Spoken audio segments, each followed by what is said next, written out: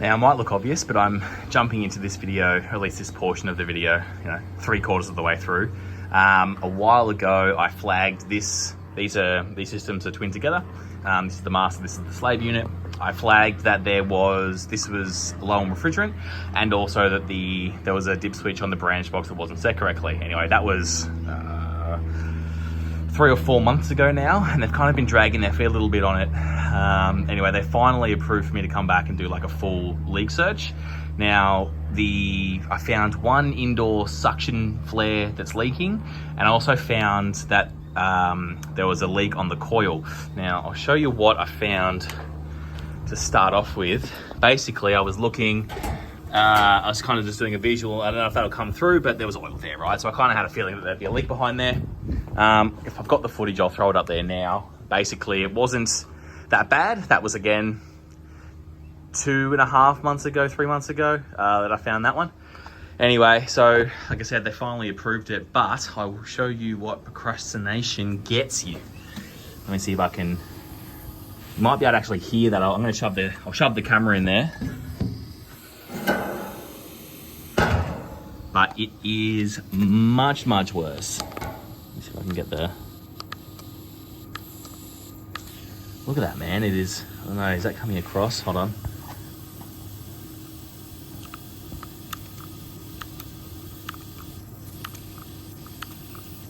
Oh yeah, so that leak is 100 times worse than when I first found it. Anyway, I'll show you the data that led me to this situation. Anyway, in a minute I'll cut to that. But basically, yeah, I mean, now they've kind of got a bit of a problem on their hands. They're going to need to get me back out here, like accept the quote that I'm about to put through. Luckily for them, it's actually on the bend. So I am going to be able to weld that as opposed to having to replace the whole coil. So, I mean, luckily, because obviously you can see they've got a great amount of space here too. So anyway, I'll cut to the data for this one.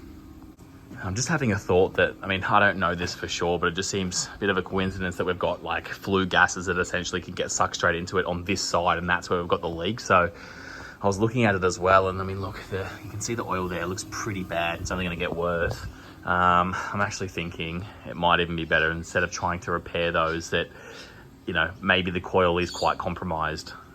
Maybe someone who knows might be able to tell me, does flue gases, does it have some form of like acidic component to it or something along those lines? Because yeah, at this point I'm actually thinking let's just replace the whole coil. It's way more of a prick of a job, but I think in the end it'll be definitely better.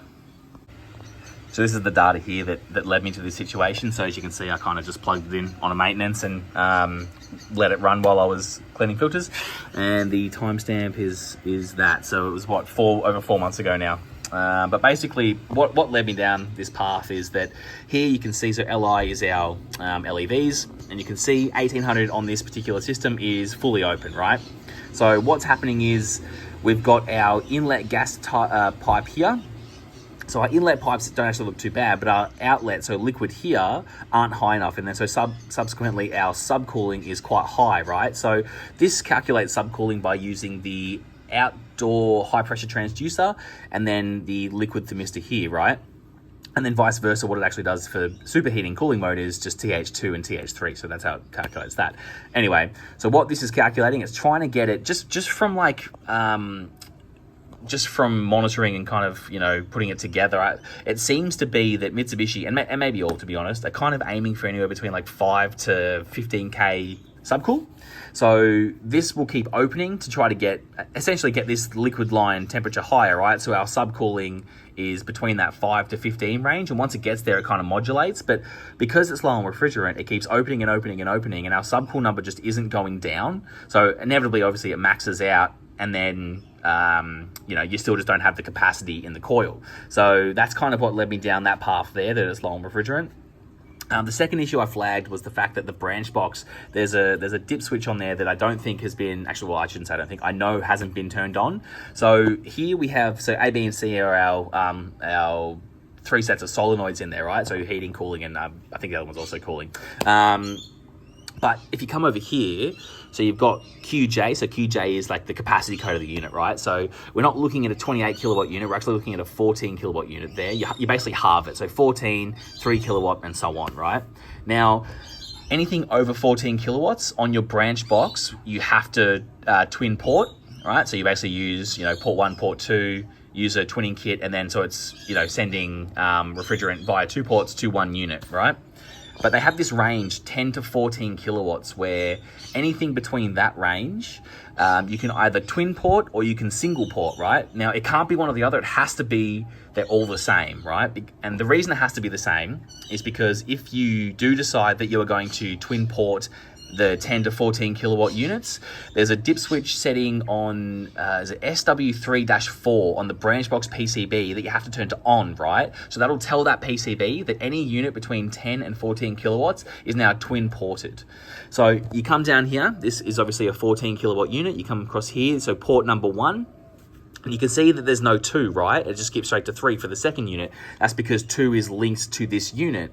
Now, if you come over here, so B is our heating solenoid, you've got 1 and then 2, right? So you've got 1 that are on and 0 that is off. So that 0 that is on 2, which is right there, should be on 2. So we know there's another unit in there as well. I just can't remember which one it is.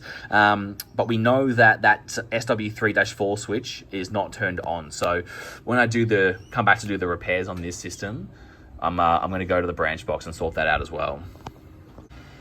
Anyway, I might, this video went a bit longer than what I thought. I might actually release this as like a little bit of a teaser before I release the main repair video. But yeah, it's gonna be a massive job, this one.